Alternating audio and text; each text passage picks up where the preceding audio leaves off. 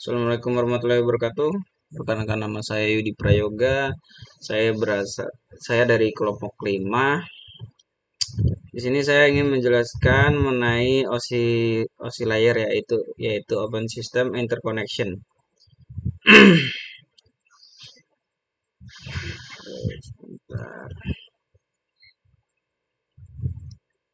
Di sini saya akan menampilkan materi saya mengenai OSI layer. Oke, kita play slide-nya. Di sini saya mewakili dari kelompok 5, Yudi Prayoga, kemudian Muhammad Febrian dan Jihan Ananda. Kemudian ada poin-poin pembahasan. Yang pertama, pengertian OSI layer, kedua, fungsi tiap layer, dan penerapan OSI layer. Open System Interconnection atau OSI layer 7 layer model ISO 1984 International Organization for Standardization. Tujuannya adalah sebagai model untuk merancang komunikasi komputer dan sebagai kerangka dasar untuk mengembangkan protokol lainnya. Kemudian OSI layer terdiri dari 7 buah lapisan layer, di mana masing-masing layer mempunyai fungsi yang spesifik dalam sebuah jaringan. Kemudian Open System Interconnection atau OSI layer dapat diartikan sebuah sistem yang terbuka untuk berkomunikasi dengan sistem yang lain. Kemudian pembagian layer pada OSI layer dapat dilihat pada gambar berikut ini. Di sini dapat kita lihat yang pertama adalah ada physical, kemudian ada data link, kemudian network, yang keempat adalah transport, kemudian yang kelima ada session, dan 6 presentation, dan 7 application. Kemudian upper layer berkaitan dengan user interface, data formatting, dan communication session, difokuskan untuk pelayanan dari sesuatu aplikasi. Kemudian lower layer berkaitan dengan bagaimana data mengalir. Di sini kita dapat lihat OSI layer terdiri dari lower layer dan upper layer ya. Kemudian ada manfaat OSI layer. Yang pertama, memudahkan untuk memahami cara kerja jaringan komputer secara menyeluruh. Kemudian yang kedua, breakdown persoalan komunikasi data untuk mempermudah troubleshooting. Kemudian yang ketiga, memungkinkan vendor atau pakar untuk mendesain dan mengembangkan hardware atau software yang sesuai dengan layar tertentu. Kemudian yang keempat, menyediakan standar interface bagi pengembang perangkat yang melibatkan multi vendor. Kemudian yang kelima, memudahkan pengembangan teknologi masa depan yang terkait layar tertentu. Kemudian untuk penjelasannya, application menyediakan service bagi berbagai aplikasi network. Kemudian presentation mengatur konversi dan transisi berbagai format data, konversi data dan enskripsi. Kemudian yang 5, session mengatur sesi yang meliputi establishing, maintaining, dan terminating antar entitas yang dimiliki presentation. Kemudian transport menyediakan end-to-end communication protocol, bertanggung jawab atas keselamatan data dan segmentasi data, memiliki 2 protokol, yaitu yang pertama adalah TCP atau Transmission Control Protocol Connection Oriented. 2 aplikasi pengguna TCP harus melakukan pembentukan hubungan dalam bentuk tukaran kontrol informasi atau hatching sebelum transmisi data terjadi. Kemudian ada Rebel, menerapkan deteksi kesalahan dan transmisi data. Kemudian ada Byte Stream Service, paket ini dikirim dan sampai tujuan secara berurutan. Kemudian ada UDP, User Datagram Protocol. Kemudian Connectionless Oriented, tanpa dilengkapi deteksi dan koreksi kesalahan.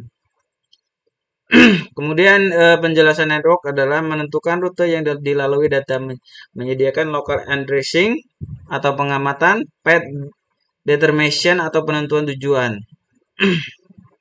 Kemudian data link adalah menentukan pengalamatan pengalamatan fisik atau hardware address, error notification atau frame flow control.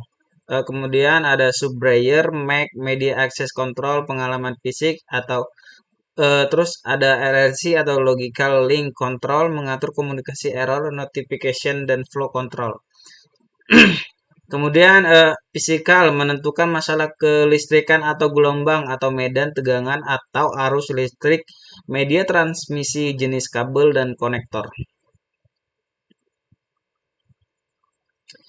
Physical layer, kemudian ada physical layer ya teman-teman semuanya. Ini adalah layer yang paling sederhana berkaitan dengan electrical dan optical.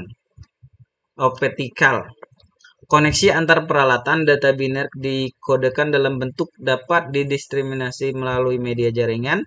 Sebagai contoh, kabel, transceiver, dan konektor yang berkaitan dengan layar fisikal. Peralatan yang bekerja pada layar ini seperti reverter, hub, dan network card.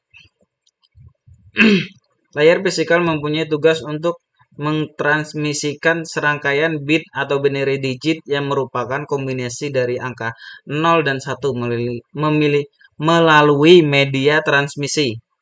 Media transmisi di sini adalah bisa berupa kabel, gelombang microwave, infrared, fiber optik, dan sebagainya.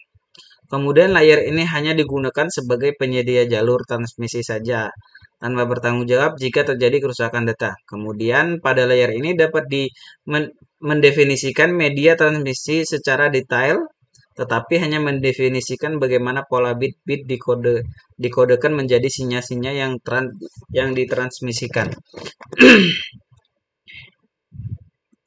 Adapun beberapa format frame antara lain adalah format frame Ethernet 2, IEE 801.3, IEE Ethernet, kemudian IEEE 802.5, IEE Token Ring, dan X 25 dan sebagainya. Layar ini juga menyediakan mekanisme pengalamatan yang memungkinkan frame yang dikirimkan ke node yang benar atau sesuai dengan alamatnya.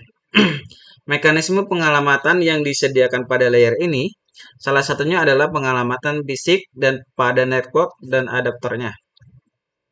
Pada masing-masing network adaptor biasanya disediakan sebuah ID atau yang sering disebut medium access control atau MAC. Jika sebuah frame akan ditransmisikan, maka frame tersebut dilengkapi dengan address pengirim dan address penerimanya. Kemudian selain mekanisme pengalamatan, layar ini juga dilengkapi dengan check error data yang biasanya disebut frame check sequence atau FCS. Metode yang umum digunakan untuk cek error data biasanya menggunakan metode Ceiling Reduction Checksum atau CRC. Kemudian data link layer, tugas data link aberration memiliki media fisik atau addressing pengalamatan fisik, dan kemudian error detection menentukan apa data telah berhasil dikirim. Kemudian ada identify data escapulation menentukan pola header pada suatu data. Kemudian ada networking layer. Tugas utama dari layer network adalah menyediakan fungsi routing sehingga paket dapat dikirim keluar dari segmen network lokal ke suatu tujuan yang berada pada suatu network lainnya. Kemudian IP Internet Protocol IP atau Internet Protocol umumnya digunakan untuk tugas ini. Kemudian beberapa fungsi yang digunakan yang mungkin dilakukan oleh layer network yaitu yang pertama membagi aliran data biner ke paket diskrit dengan panjang tertentu. Kemudian yang kedua mendeteksi error. Yang ketiga memperbaiki error dengan mengirim ulang paket yang rusak. Kemudian keempat mengendalikan aliran. Untuk mengirimkan message pada suatu internet network dilakukan dengan cara mengidentifikasi address jaringan tersebut. Ketika sebuah message akan ditransmisikan, maka layar ini akan menambahkan sebuah header yang berisi alamat asal atau source address dan alamat tujuan dan destination address. Kemudian kombinasi dari data tersebut biasanya dinamakan paket. Informasi alamat tujuan tersebut digunakan untuk mengirimkan message tadi ke alamat suatu jaringan. Setelah pada jaringan yang dituju dengan benar, maka selanjutnya data link akan mentransmisikan message tersebut ke alamat node tujuannya. Kemudian proses meneruskan sebuah paket ke alamat suatu jaringan disebut routing, sedangkan hardware yang memiliki proses routing disebut routers. Kemudian networking layer, pengalamatan dan routing ini sebagai contoh ya. Ada gambar di sini. Kemudian ada transport layer berfungsi untuk memecah data ke dalam paket-paket data serta memberikan nomor urut atau identitas ke paket-paket tersebut sehingga dapat disusun kembali pada sisi tujuan setelah diterima. Kemudian mengapa sebuah data dipecah-pecah menjadi paket-paket atau fragment adalah jika suatu data dikirimkan dalam jumlah yang besar, maka kemungkinan yang terjadi adalah data tersebut nantinya akan memonopoli media transmisi, sehingga data yang lainnya tidak bisa memakai media tersebut sampai data tadi selesai ditransmisikan. Misal data yang dikirimkan jumlahnya 100 KB dan ketika ditransmisikan terjadi kesalahan, maka data tadi harus dikirimkan ulang dengan jumlah 100 KB. Misalnya data 100 KB tadi dipecah-pecah per 1 KB, kemudian error dalam pengiriman data dengan jumlah 1 KB, maka data yang ditransmisikan ulang sebesar 1 KB. Kemudian ada penjelasan mengenai session layer. Di sini layer session sesuai dengan namanya sering disalahartikan sebagai prosedur lagon pada network dan berkaitan dengan keamanan. Layer ini menyediakan layanan kedua layer di atasnya. Melakukan koordinasi komunikasi antar entity layer yang diwakilinya. Kemudian lapisan ini mempunyai tugas untuk mengendalikan bagaimana pola komunikasi antar node. Komunikasi antar node ini biasanya terbagi menjadi 3 macam, yaitu yang pertama simplex, kedua half duplex, yang ketiga full duplex. Kemudian layer session melakukan proses komunikasi biasanya terbagi menjadi 3 fase. Yang pertama pembentukan hubungan. Di sini node membentuk suatu kontak dengan node yang lainnya. Mereka kemudian menyepakati aturan-aturan komunikasi termasuk protokol apa saja yang digunakan untuk menentukan parameter komunikasi yang akan dipakai komunikasi nantinya. Kemudian, pemindahan data di sini node-node tersebut saling melakukan proses pertukaran data. Kemudian, yang ketiga, memutuskan hubungan jika proses komunikasi sudah selesai dilakukan. Maka pada bagian ini akan dilakukan pemutusan komunikasi. Kemudian ada presentation layer. Layer ini mempunyai tugas untuk menerjemahkan data yang dikirimkan maupun yang diterima agar bisa ditampilkan di layar aplikasi. Yang kedua, berfungsi untuk mentranslasikan data yang hendak ditransmisikan oleh aplikasi ke dalam format yang dapat ditransmisikan melalui jaringan. Contoh, file JPEG, GIF, dan lain-lain. Contohnya sebagai gambarnya sebagai berikut ya. Kemudian ada application layer. Layer ini adalah yang paling cerdas. Gateway berada pada layer ini. Gateway yang melakukan pekerjaan yang sama seperti sebuah router, tapi ada perbedaan di antara mereka. Kemudian layer application adalah penghubung utama antar aplikasi yang berjalan pada suatu komputer dan resource networking yang membutuhkan akses padanya. Kemudian yang ketiga, layer ini menyediakan pelayanan aplikasi bagi user yang digunakan untuk berkomunikasi melalui jaringan seperti web yang digunakan untuk browser dan email untuk mengirim email ke user lain. Kemudian perbedaan router dan gateway. Perbedaan antara router dan gateway mudah dipahami ketika Anda mengerti tentang model OSI layer. Gateway berada pada layer application, sedangkan router aktif pada layer network dan transport. Hal ini berarti suatu router lebih cepat daripada gateway-nya, karena protokol pada gateway harus melalui layer session, presentation, dan application untuk di-route.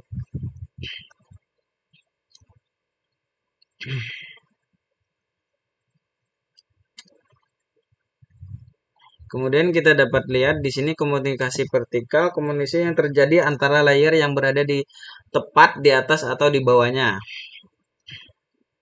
Komunikasi horizontal, komunikasi terjadi antar layer yang sama dengan host lainnya bersifat virtual. Kemudian ini adalah penerapan OSI layer. Ada IP 202.100.10.5 go-to-kompas.com atau DNS.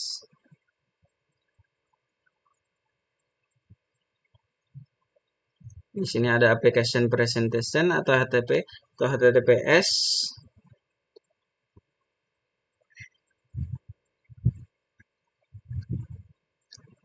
Demikianlah materi yang dapat saya sampaikan.